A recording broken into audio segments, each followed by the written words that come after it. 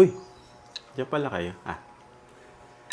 May tip lang ako sa mga drummer friends natin. Doon sa mga may studio na drums.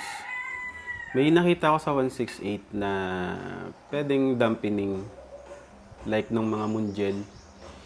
Ito siya. Adhesive siya na tape na colorless. Pinapandikit ko rin siya doon sa hood ng sasakyan ng salamin. I think pwede siyang maging dampening kasi madikit siya, medyo manipis lang doon sa Munjel. Pero talaga nakakala siya ng overtone. Yan, tara try natin. Yan, so ito yung tunog niya nang wala siyang dampening. Pakinggan nyo na lang yung overtone, grabe. Kasi siya, steel.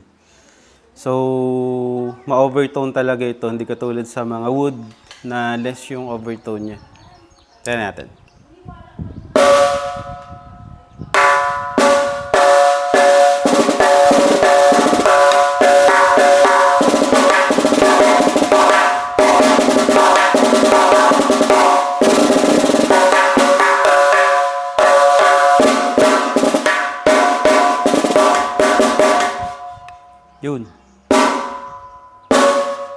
Yun, yung tunog na yun.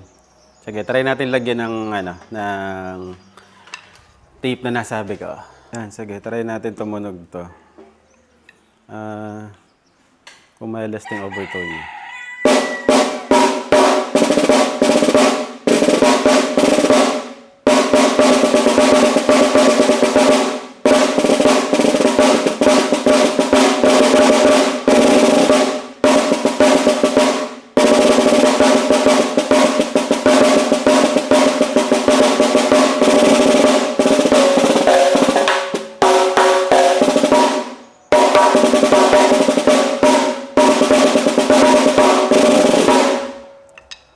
Yun, medyo nalas na yung overtone niya.